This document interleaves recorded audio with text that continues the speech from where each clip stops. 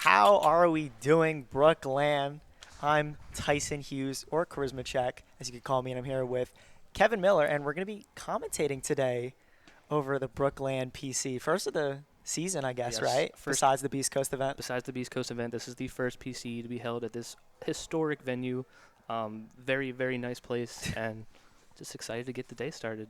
Yeah, excited to get the day started. Indeed, we are going to be having 44 players today, a decent turnout with, I think, over 90 registrations we had on the original list, but 44 is still an amazing turnout to have here today, and I'm very excited to get into our matches today. Like, how are you feeling? Feeling good. I'm excited about Regulation E. We have LAIC going on currently. The format is very much progressing, and just as excited to see what we have in Brooklyn today. Yeah, absolutely. With LAIC going on, a lot of players are looking around, trying to get where the meta is going in Regulation E. As we get closer to the end of the year, we are going to see our two players on stream here with Matthew So and Kasun Thompson. Indeed, two very good New Jersey-based players have been doing really well at recent locals, and very exciting round one stream pairing. Yeah, absolutely, for sure. And not only that, it's kind of like that we talked about before with that meta that we see at LAIC. These teams here are actually some well-performing teams, maybe not at LAIC, but online. We've seen these teams do very well. Kasun's team in particular actually topped one on the battle spot ladder very recently with this team. Yes, So. this is a team that Kasun has been working on for months and months throughout Regulation E. He has been grinding with his signature Lando I, not the most common Pokemon, but he has made it work, and where we see Lando T everywhere, controlling the field with Intimidate and Choice Scarf, but he has opted for the Lando I with the Terra Poison type, and Sludge Bomb, and ground coverage. He also has the Urshifu Single Strike, the Rillaboom, Heatran, Farigiraf, and Iron Bundle. Just maybe not the most common team, but definitely a signature team that he has done very well with. As you said, he's finished one on the Battle Stadium ladder.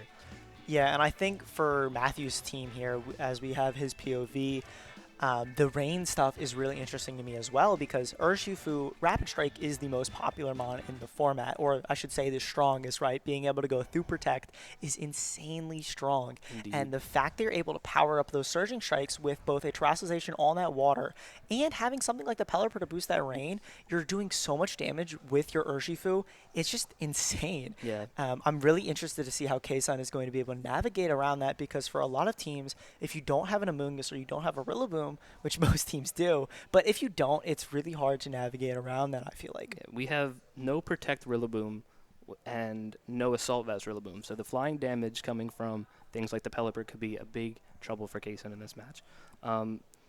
The rest of Matthew's team is, I feel like, an adaptation on the Rain team that we've seen do well with, like, Justin Tang and stuff like that, so excited to see how he pilots it. Yeah, and we are going to see Matthew actually start off here with Iron Hands and Farigiraf against Lando I and Iron Bundle. Very, very excited here to get into our game one of round one, Matthew So versus Kasun. Yeah, you see the booster speed proc on Iron Bundle. Lando I going to have a lot of damage output next to speed control Icy Bundle, but we see Matthew So maybe lean into the Trick Room option here early on, so we'll see how the speed interactions go on this turn one. Yeah, and I think that Trick Room is a pretty good option here from Matthew's side. Is you see the Iron Bundle, you see Icy Wind, and you immediately think, I want to set up Trick Room. I don't want Kasun to really get speed control with the Iron Bundle. That could be very problematic. So going for a Trick Room option here with that Iron Hands being slow, you're able to get the advantage. And even if you don't have immediate pressure against something like that Landorus, you are able to just threaten out with the Fake Out on Matthew's side here. Yeah, we see the turn one Terrestrialization, the Terra Ghost Bundle, trying to dodge this early threatening Fake Out.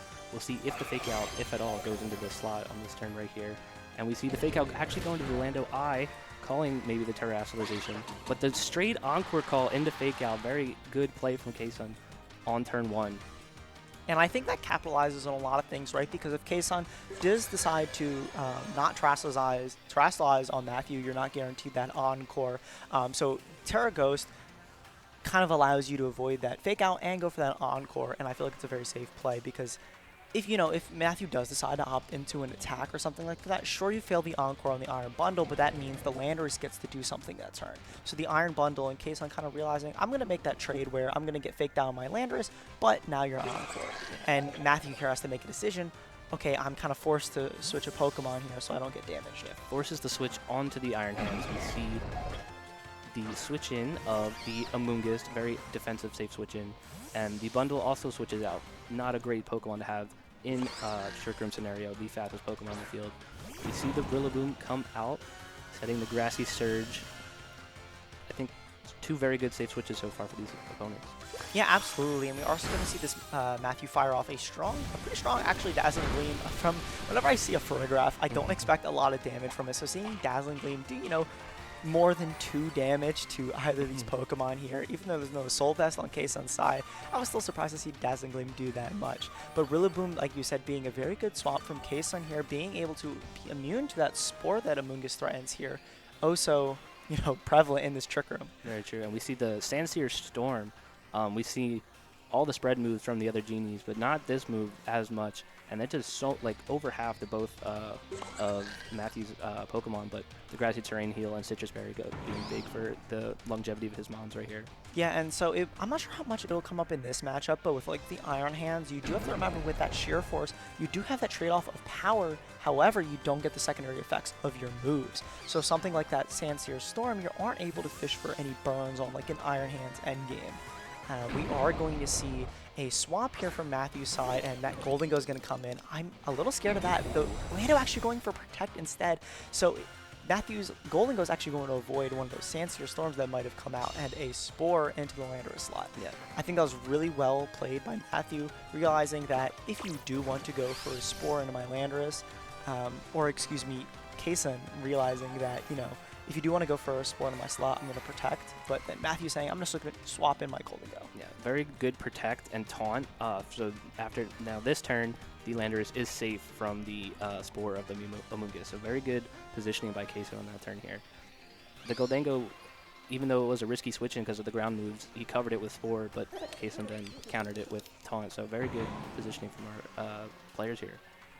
And I think Kasun's doing an excellent job of kind of playing around these Trick Room turns. Again, you only have 5 of them before you have to get your photograph back in and set up that Trick Room again. But Kasun has done a really good job between the taunts and the Rillaboom switches and the Encores to be able to position and kind of find their way around this Trick Room, which could otherwise be detrimental to their team, I think. We are going to see Iron Bundle come in here, and Amoonguss, its really damaging move is going to be into that Rillaboom, that Clear Smog. Iron Bundle's going to eat that pretty well, and Make It Rain's going to fire off, and getting a KO on the Lando, a critical hit there. Unsure how much that mattered, depending on how Kasun's, Landorus Eye is built, or EV'd, right? It might have been able to eat that.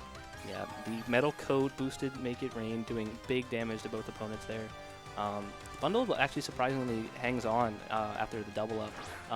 Bundle is not known for its high special defense stats, so very impressive live there. And I believe we have 1 turn of Trick Room left for Kasun to see if he can stall here and get in an advantageous position after this turn. Yeah, but we are going to see, I think what's pretty big here as well is we are going to see Kasun actually reveal the Urshifu Dark. As we kind of talked about before the set, that Urshifu Water is kind of the more popular choice here, but Urshifu Dark threatens a lot of damage into the Furgraph, the Golden Go, not so much the Iron Hands except for close combat. And I think that's going to force it, maybe a Terrestrialization here from the Golden Go. I'll be interested to see if this Urshifu opts to Protect and stall this turn, or rely on its Focus Sash to stall this turn of Trick Room and get some damage on the board. But we see the switch into Iron Hands out of the Amoonguss, and we see the Terrestrialization, like you said, from the Goldengo here to try and deal with this Urshifu a little bit better. Because it's kind of scary, right? You see the Urshifu, and Goldengo does not want to take a Sucker Punch, even if you're not getting the guaranteed critical hit from something like Wicked Blow. Sucker Punch is still going to do a lot of damage. We are going to see a Protect here from the Iron Bundle, and I wouldn't be surprised to see a Protect here from the Urshifu as well.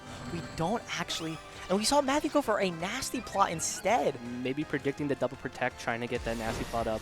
The Wicked Blow into the Goldengo, and the Dragon Terra helps it hang on, doing about half damage. This Grassy Terrain, getting it right back above health. This Grassy Terrain that Kasun set up is actually really helping Matthew here. Yeah, and I actually really like that Wicked Blow there from Kasun, realizing that the Golden Go at -1 from the previous Make It Rain on the turn most likely is not getting the double up. With that being Make It Rain, possibly a double up with something that the Amoonguss could do. It was a little bit of a weird position, right? Because the Amoonguss is taunted, so it only can go for those damaging moves there in that position. Yeah, felt very safe with the focus dash and lack of damage output into that slot to just freely go for the Wicked Blow. And now he gets out of Trick Room. So we'll see how he takes advantage of it here. We have a switch of the Goldengo into the Farigiraf back on the field, and the Urshifu detects, probably expecting a fake out into that slot. We see a Freeze Dry into the Farigiraf, doing pretty decent damage, and no fake out, but Drain Punch into the Urshifu, so very good protect from Kasun there. Yeah, absolutely, right? If you're able to protect the Urshifu, the Farigiraf isn't on the field threatening immediate Trick Room, so there's no reason to, you know, overplay and Wicked Blow in that slot, because say you do Wicked Blow in that slot, yes, you get rid of the Farigiraf on the switching, but now you're taking a lot from Drain Punch. Being able to protect on the Urshifu, that covers for the fake out, that covers for the Drain Punch, and allows Iron Bundle now with its Encore to kind of position itself if, hey, do I want to Encore into Drain Punch? Do I want to just do more damage with the Iron Bundle? Again, it doesn't have that Hydro Pump option, so it's not as threatening into the Iron Hands. It's going to be able to eat those Freeze Dries pretty well, but with something like the Urshifu on the field, you really want to preserve its Sash here, I think, and kind of preserve your Urshifu. We are going to see a Wicked Blow instead, just opt in the Farigiraf there and pick up the KO. No Trick Room for Matthew. Yeah, the Iron Hands is still in a very advantageous position here. I feel like both these Pokemon don't do a lot of damage to it, so we'll see if it's able to pick up if it targets the bundle or the Urshifu. Oh, wow. Targets the Urshifu. Sash was taken, so this Urshifu is no longer on the field, and this Iron Hand is back to full health after the Drain Punch. Yeah, and with your Landers being gone and your Urshifu, your main 2 damage dealers are gone, and with Goldengo and that Dragon Terra, you have Iron Bundle to deal with it, but it's looking a little rough for Kasun here in this game 1. Yeah, I don't think he has enough damage at this point to deal with this Iron Hands. I think it's just too healthy at this point and too much of it in a good position with its bulk to help maybe carry up this game for Matthew. I mean, to be honest, a Wood Hammer critical hit plus like a Freeze Dry, right? Yeah, Wood Hammer does do a lot of damage from this Rillaboom and Grassy Terrain. Yeah. It is Miracle Seed, so this damage is definitely going to be boosted. No. I think it will need a crit, but it will do a lot of damage. But we see the safe switching into the Amoonguss here. Yeah, and I think this is super smart as well here from Matthew's side. Just playing it safe. There's no reason to risk any of sort of things. Even the fake out, right? Just Kasun trying to play for their outs here. We are going to see the safe switch in for the Amoonguss, like you said, and the Iron Bundle going to try to tear Encore, right? Because that is an end game that you could play for if you're Kasun, where it's like, okay, you're Drain Punch, but now you're Encored against a Ghost Iron Bundle, and you don't really want to be in that position. But now with Amoonguss on the field, you're able to redirect. You don't really need to worry about the redirection from Rillaboom. It's not doing much to you. Your Dragon Translation on your Goldengo. What you're really worried about is redirecting those Encores and those Freeze Dries here from Iron Bundle. We might see an Icy Wind, as we see from Kasun side, just to kind of try to fish out. That could be within Wood Hammer range, right? Because the Rillaboom can't be redirected by this Amoonguss. I'm very curious. This should just be able to pick up on the He does click Wood Hammer in the Goldengo, and it does pick up. The Rage Powder was not the play there, and Goldengo goes down. Very good play from Kasun there, maybe in a not advantageous position. I think Matthew may be expecting Icy Wind to do a little less damage there. I was kind of as well, but Iron Bundle, as you know, it's kind of fallen off, but it still has a high special attack stat. And this is a very tricky position now, I actually think Matthew finds themselves in. Yeah, if Kasun can like deal with this Iron Hands by like doubling, like it's free to double into, it has the Assault Vest. It just depends on how much this Wood Hammer does into the Iron Hands at the end of the day. Well, the thing is as well, right, is you, as Kasun, right, you have Encore targets, right? So it really comes down to Matthew. Matthew can't lock and fake out. I mean, they can, but the problem is, like, what are you doing after? Mm-hmm. You have to think about your turns and how you're going to play around these Encore, because if you get Encore in Rage Powder, then you can't Spore. If you get Encore into Fake Out, then you can't do a lot of things. We are going to see Kasun just go for Freeze Dry, just go for damage. There's no reason to risk Encores. And Wood Hammer honestly should just pick up the Amoonguss here, but it doesn't. It does not pick up. You're damaged by the recoil. No Rocky Helmet on this Amoonguss, and Wild Charge does pick up the Iron Bundle. So we see a 2v1 here with Amoonguss and Iron Hands. The Amoonguss hanging on there is really big for Matthew in this endgame, I think. And even though it can't redirect any moves or anything from this Rillaboom or put it to sleep, I think it being there, threatening super effective damage, and also like just taking away one hit from Iron Hands in this endgame potentially could be really big for Matthew in this endgame. Yeah, and I think it's so funny. I've gotten a lot of like these damage calcs wrong. And I just think that goes to show how Matthew's team is kind of built around this Farigiraf, where if they decide to play for that Trick Room core, they have their bulky Pokemon, and Kasun can maybe realize that in a game too. And same for Matthew. You can, like, I think game ones give a lot of information to kind of how the opponent builds their team, because depending on what they bring, they might rely on certain Pokemon more. For example, we see that Drain Punch do a lot of damage to that Rillaboom, and that might mean that Kasun's is a little less bulky, right, and wants to do more damage. We'll see if Kasun opts for the Grassy Glide or the Woodhammer here, because that is not a 2-hit KO, but maybe after this Woodhammer, we see it might put it in range of this Drain Punch. Maybe going for the Grassy Glide there would have put it in a range where Woodhammer could have killed. Yeah. However, after the Drain Punch and the recoil, this Rillaboom is down, and Matthew So takes game 1. Yeah, and I think that was a really interesting game from both players there, right? Because I think that actually was either the last turn or the second to last turn of that grassy terrain. So while you do get that glide, you don't get the boost on Woodhammer. So I think Kasun kind of realizing there that I just need to figure out how much damage this Woodhammer is doing so I can adjust in a game too, because even if you find yourself in a position, I think it misses the KO anyways there. It's in Iron Hands, right? For nearly full HP with Grassy Terrain, it's really hard for you to come back. And that Drain Punch, seeing it do that much damage, 50% to that Rillaboom there, just so much damage. Yeah, and I wonder how Kasun adjusts in this game too. I mean, I wonder, the bundle was, I think it was a good bring. It was a good encore on turn 1, but he he had to terrestrialize with it on turn 1, couldn't save his Terror for later in the game, and in Trick Room and then against the Iron Hands, it just didn't seem to be that effective. So yeah. I wonder if he adjusts maybe with like a Heatran or something in this Trick Room matchup, maybe a Terra Heatran to do some big damage. But I don't know. I think Matthew knew his endgame and played very well in that game 1. Yeah, and it was very close there. I think, like, for example, Matthew had a lot of positions where he could have lost the game. Like, I was very scared when that Icy Wind and the Woodhammer picked up that Golden Go. I was like, oh no, like, yeah, how Hands and Amoonguss comes in. We were already writing Kasun off, and then he just made a huge play to take out that Golden Go. Yeah, and I was that was a very well played game 1 from both of them, and it goes to show their skills as a player, and, you know, how Kasun got #1 on ladder, and I'm not surprised to see if they make it a good adjustment in game 2 here. I think Matthew has a lot of options to change as well. For example, that Farigiraf, it was able to get up Trick Room, but really wasn't doing anything after. I think it clicked Dazzling Gleam and then was just a pivot. But sometimes that's all you really need Farigiraf to do, right? Is you just need to set up Trick Room and then just do the chip damage. I would like to see, I think from Kasun's side, is to be able to position that Lando Eye a little bit better, because we saw it do a lot of damage. But if you bring it in the back instead of lead on this time, it might be doing a little bit more. We see both trainers make a big change this game. We see Kasun bring the Farigiraf out this time, maybe to counter Trick Room with his own Farigiraf. But we see Matthew lock in the Rain core of Urshifu, Rapid Strike, and the Pelipper. Yeah, and I think this Rain is actually super smart from Matthew here, right? Maybe reading into what Kasun was going to bring there, that Rillaboom, realizing that Rillaboom is a pretty good lead, right? You have the Fake Out option to beat out the Iron Hands. If Encore doesn't work, having the faster Fake Out is also a really good option into Iron Hands, right? And even though you're not threatening something like the Farigiraf with Fake Out, because of that Armor Tail ability, you do actually have Taunt on Kasun's Rillaboom here, which you normally don't see because they're running the Assault Vest. So being able to stop the Trick Room that way is super important, I think, from Kasun. We see the Farigiraf switching in, expecting the Fake Out, calls the Fake Out, and of course Farigiraf's Armor Tail stops the priority move, and a Hurricane straight into the Rillaboom with no Assault Vest, and it's a one-hit knockout.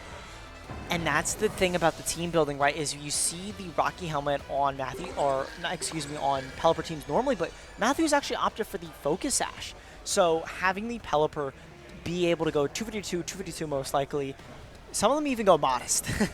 The Hurricane in range just does so much damage, and like you said, without Soul Vest, that Rillaboom is not eating that. We see Kasun go for the Trick Room option on his own Farigiraf and brings in the Heatran in this Rain here. Very threatening by a Hydro Pump or Weather Ball rather, from this Pelipper. Maybe a terrestrialization there, but we have a very there's no tail incident from this Pelipper. It is not a fast mon, so it was very interesting to see the speed tiers on this turn. Yeah, and I think that Trick Room from Kasun was very interesting as well. I'm not sure what they were expecting there out of that turn. I think if you do get up Trick Room with your Rillaboom, you're not necessarily in a better position either. you're still being threatened by that Hurricane. You don't have that much damage back into the Pelipper, and even if you critical hit or something, there's a Focus Sash. We do see the Terrestrialization Fairy from Kasun's side here onto their Heatran. This Weather Ball is still going to hurt, though. Yeah, especially from after the helping hand from Farigiraf. You see Kasun lock in Hyper Voice doing big spread damage into both targets, and the Throat Spray proccing, boosting its damage for the rest of the game as well. We see Heatran lock Magma Storm and miss. Very unfortunate miss there. But is the risk you run when you run Magma Storm in that 75% accuracy. Yeah, the trade-off, doing 50% almost. It's a Pelipper, like... In rain, Weather Ball boosted, and a non-fire type Heatran still takes over 50%. That's insane, and I think that's what Pelipper, I think, has a niche for in this meta, right, is you are boosting Urshifu, but you also don't have to run Hydro Pump. You only have one inaccurate move now, and that being Hurricane. Yeah. Wyguard is going to come out here. Kasun, do they go for another Hyper Voice? It is very risky seeing Wyguard on the team sheet, but Kasun calls the Wyguard, clicks Psychic, and it picks up the Pelipper after the +1 boost. Very good read from Kasun. I think that was super safe from Kasun's side, realizing you don't really have to go for a Hyper Voice in that position, right? You know your Farigiraf is going to be slower than that Pelipper. There's no reason to risk it. And we see Kasun also going for the 100% accurate moves there that turn. Yes. Opting for an Earth Power into that Farigiraf, just trying to get damage down. I think the idea with Magma Storm is if you get something like the Iron Hands or the Urshifu on switch in, you're able to trap him and start doing residual damage so that your Farigiraf can threaten with Psychics and Hyper Voices, but just realizing I need to go for damage in this position. The Pelipper did too much to me. I need to just do damage now. I think Kasun's Farigiraf after the +1 boost from Throat Spray is actually in a very good offensive position here, threatening very good super effective damage into this Iron Hands. I think it might force Matthew to Terror on this turn just to not take a ton of damage from this Psychic here. We see the Heatran switch out on Kasun's side, revealing his last Pokemon being the Landorus. And I think that's just super smart from Kasun's side, is that Landorus really is your big damage dealer, and as long as you get rid of the Pelipper and the Urshifu on Matthew's side, I think you're in a really good position to just spam Sandsear Storm, even against like a Terra Grass. Iron Hands, you have something like Sludge Bomb as well, but we are going to see a Heavy Slam. That does a lot to Lando, though. That does a lot of damage to Landorus, picking up over 50%. We see the Hyper Voice pick up almost the Farigiraf and good damage into this Assault Vest Iron Hands on that turn here. But that Iron Hands now is able to pick up a KO on Landorus if they don't go for a Protect. Yeah. Kasun kind of forced to protect the stall at his own Trick Room here, which is a very awkward position to be in. I still think his Farigiraf is in a very good position. Notably, he didn't click Psychic, maybe predicting the Terra Grass on the Iron Hands, maybe just opting for the spread damage here, trying to get rid of Matthew's Farigiraf. But yeah, protecting to stall your own Trick Room is a very awkward position for Kasun here. Yeah, so I think Kasun realized clicking Hyper Voice was probably the best position there because you're able to just do chip damage to both. You want to get rid of Matthew's Farigiraf as fast as possible, to be honest, so that you can kind of see what Matthew has in the back and are able to just do damage to both of the Pokemon here because, as you kind of called out before, the Landorus does need to protect. Matthew calls the Protect, Helping Hand, Drain Punch, and the Farigiraf hangs on. Very well-trained Farigiraf on this turn. But that's big, right? Because as you're stalling out your own Trick Room turns, you want to be taking advantage of them at the same time with your own Farigiraf. And the Hyper Voice here is going to be able to pick up the Farigiraf on Matthew's side here. And this Farigiraf hanging on, I think, is super big.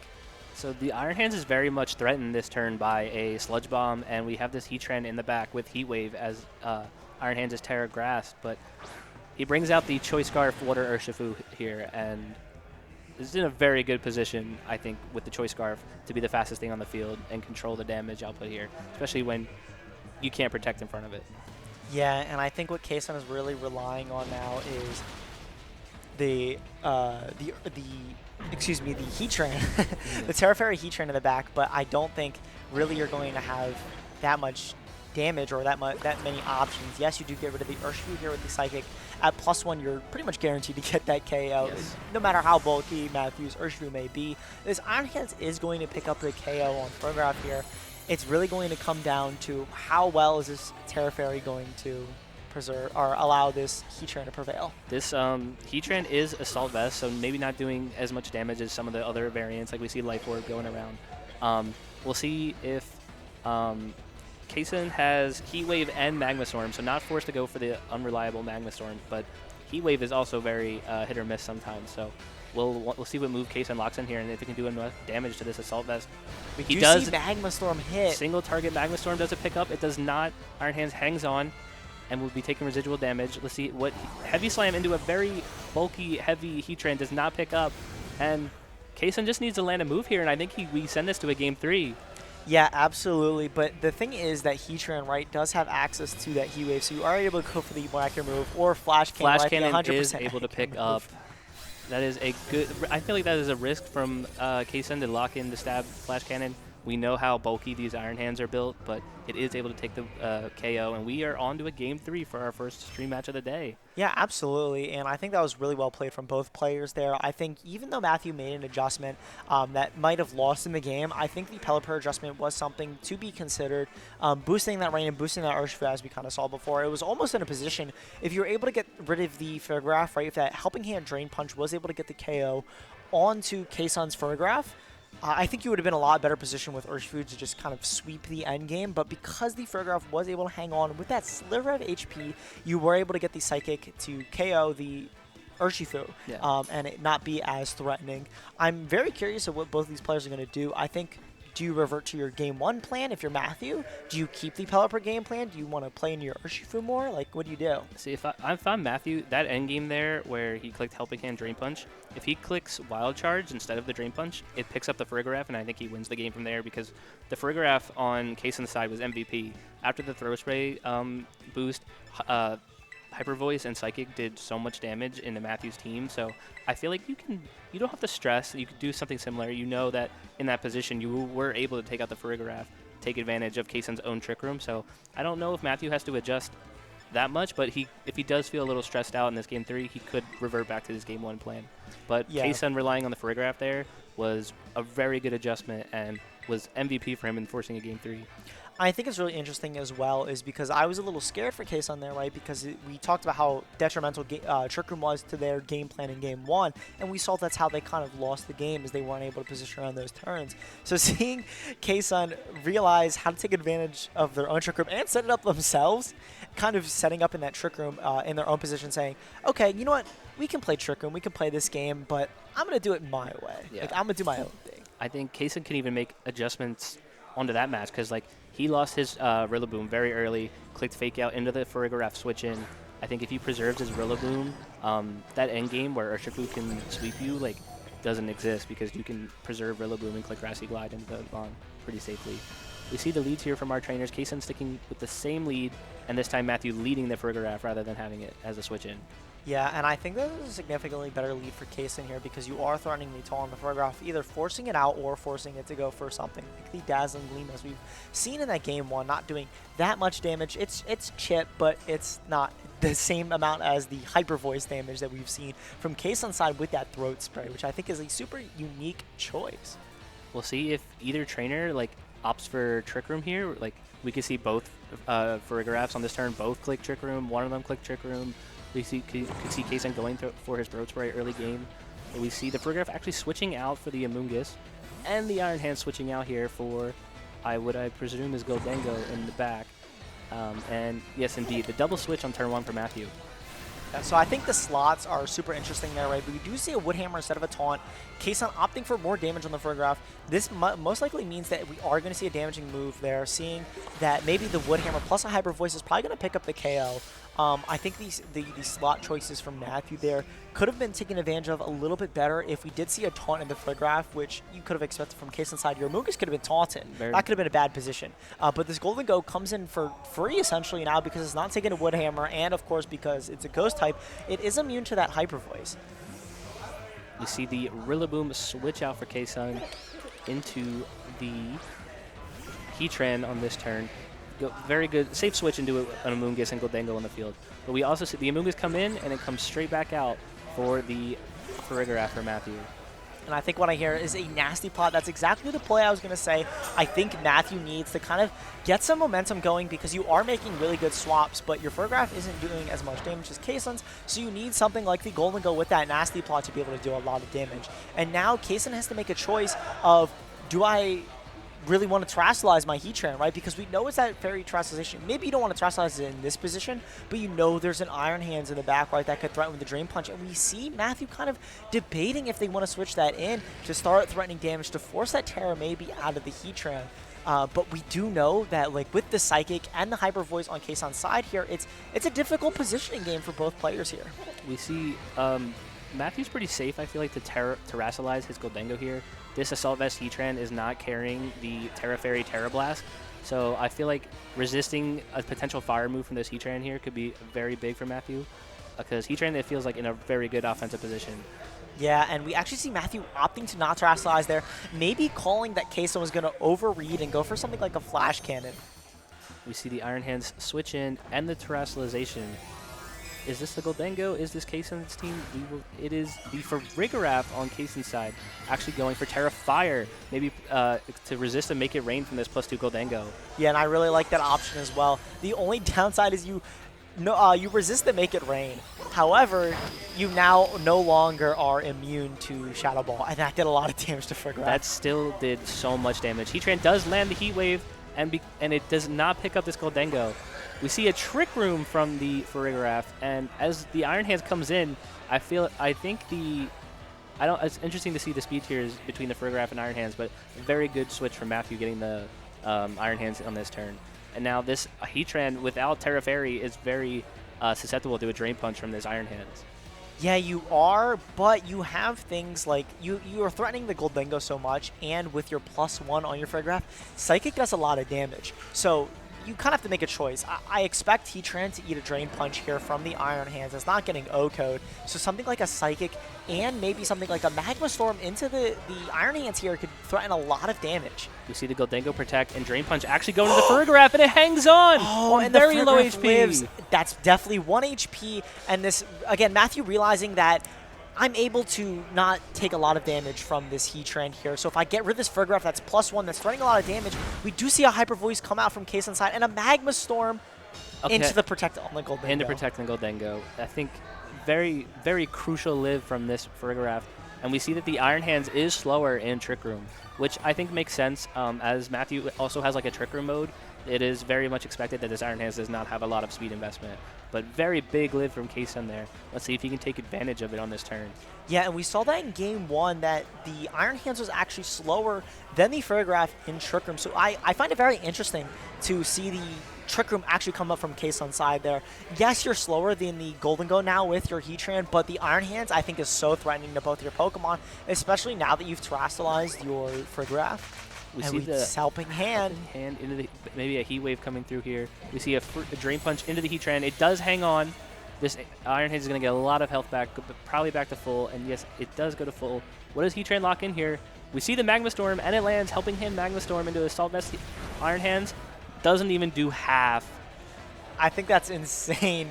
That just goes to show how strong Iron Hands is. And the Make It Rain actually not picking up the KO. That Assault Vest really paying dividends there. I think that is a +1 Make It Rain after the drop before, not taking out a Heatran in red health. Like, that is a crazy, crazy damage Well, count. you have to remember, it's 4 times resistant, Assault Vest.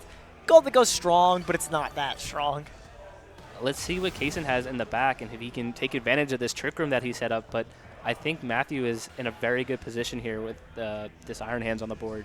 I think Kason does have the advantage of not revealing their last Pokemon yet. We do see the Rillaboom opt in to come here. Right back in as the grassy terrain expires. Very good timing, but that Farigiraf's in the back. Yeah. You can't fake out freely here. We have to remember what happened in turn 1 of Game 2, right, with that getting that switch in correctly, and we might see Matthew make that play again.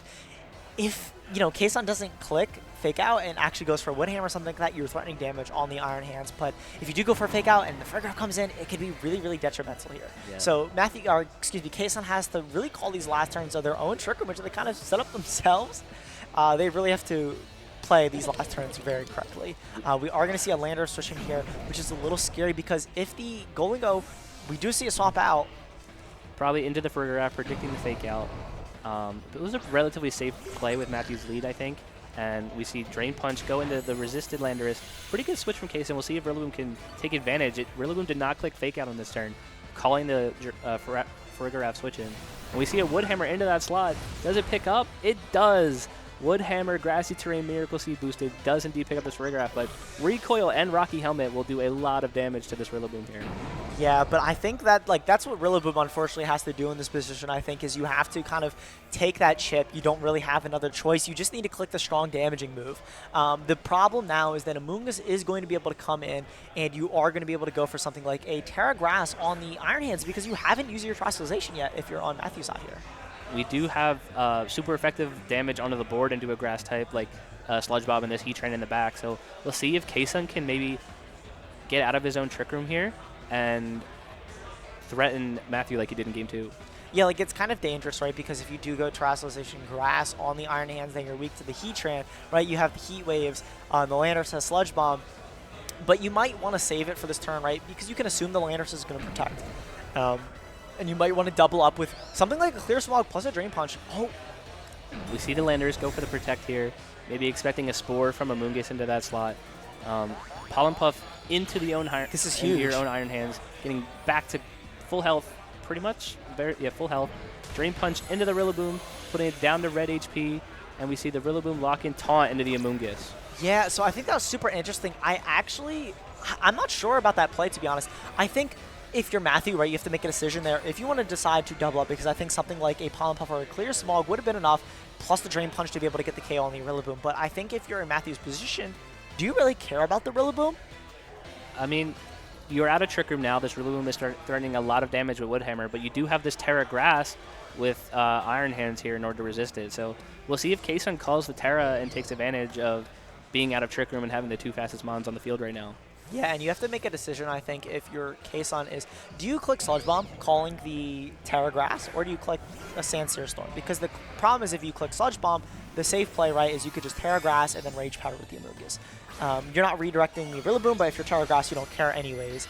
I think with the Heat Train coming in here from Kasun, depending what slot Matthew targeted here with the Iron Hands, the Heat Train could just end up getting KO'd this turn, which could be very detrimental. He does click Sludge Bomb, calling the Terra. It picks up half of the Iron Hand's health. And the Iron Hands locks in Heavy Slam, not picking up the Landers. We see Amoonguss lock in Pollen Puff, healing this Iron Hands right back up. But Kasun switching in the Heat Train for free is in a very good offensive position in front of these two grass types here. Yeah, I think these final turns as we kind of wrap up this Game 3 are really, really scary. With the Grassy Terrain getting both of Matthew's Pokemon back up to full is crazy to see. Yeah. Against a Heatran and a Landorus Eye, by the way. It is a very... I feel as much as he is in a disadvantage with all the super effective damage coming from Kasun's side, being at full health with these two bulky Pokemon is going to put him in a good spot. But we actually see the Iron Hands switch out, go back into the Goldengo. Did Kasun click Sludge Bomb? He did! He called the switch in. Sludge Bomb ineffective onto the Goldengo. And Heat Wave misses the Amoonguss and picks up the Goldengo. Big miss from Heatran there. Yeah, unfortunately, that is a huge miss. You really need damage on the Amoonguss at this point, and especially as you're wrapping up this game. Clear Smog, getting Lando, not the KO, but you know, just doing a little damage. I think it's taunted, right? Oh, it is taunted. It can't spore. It can't unfortunately spore that Heatran, which guarantees you the end game there, guarantee that turn of sleep that might have been maybe needed from Matthew here, but I think Matthew's in such a good position as long you have one turn of taunt less on your Amoonguss, but I think that Heat Wave miss was super big from Kasun's side. Yes, we see recycle Fake Out here. We'll see how Kasun plays around it. This Heatran cannot protect, so we'll see if Matthew can take advantage of that here and delete the thing that is threatening the most damage on the field right now. We see the Landorus protect going into the Rillaboom. I feel like that is a safe switch as is very much likely for that Pokemon to protect. We see a Fake Out into the Heatran, which cannot protect itself, but I don't think the Amoonguss can pick it up here. We'll see what Amoonguss locks in. Pollen Puff back into the Iron Hands. Yeah, just in case the Sludge Bomb went off that turn, and we didn't see the Rillaboom switch, that just allows you to, go back up to full HP. We saw how much the Sludge Bomb did, and Matthew kind of realizing, I'm just gonna Pollen Puff if I can't. So, if I can't Rage Powder, I'm just gonna Pollen Puff over and over again. Kasun getting the Rillaboom in for free there is really good here because you pressure Fake Out and Taunt right back into this Amoonguss, and this Heatran is back in a very advantageous position here.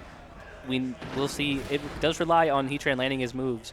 We see Heat Wave miss into the Iron Hands, And it does not pick up the Amoonguss. Does a lot of damage, though, proccing the Citrus Berry. But we see that would have been a 2-hit KO, and that the Heat Wave actually would have been able to pick up this turn if it did hit that previous turn. We do see the flinch in the irons thanks to that fake out, but the Spore is unfortunately going to go off into that Heatran, which is spelling kind of a disaster for Kasun. Yeah, Kasun calling maybe the Amoonguss doesn't go for Spore there, expecting the taunt. However, Matthew weighing out his options, clicking Spore, knowing that if he is able to get a Spore into this Heatran, he is in a very advantageous position in this endgame.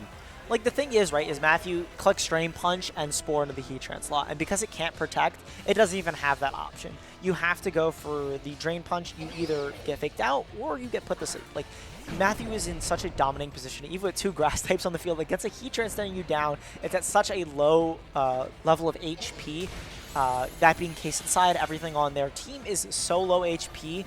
Iron Hands is able to just do so much damage. Yeah. Even to something like this Landorus Heavy Slam, we know is going to be able to pick up the KO. We see the Heatran die to the Drain Punch this turn, and Amoonguss lock Clear Smog into the slot that was Rillaboom. Landorus hanging on, and we have a 2v2 here, but Kasun's Pokemon are very much weakened, and I think Matthew's bulk and positioning here might just seal the game for him in this game 3. Iron Hand showing why it's the boss of this meta and why it's the boss of VGC this year in general. The Pokemon's insane. The base stat total is illegal. It should not be real. It's very rare do you see a Pokemon this good that normally just does not make use of its ability whatsoever. We see the Fake Out into the Iron Hands and the Rage Powder from Amoonguss going after the Fake Out. We see Earth Power from the Landorus picking up the Amoonguss here.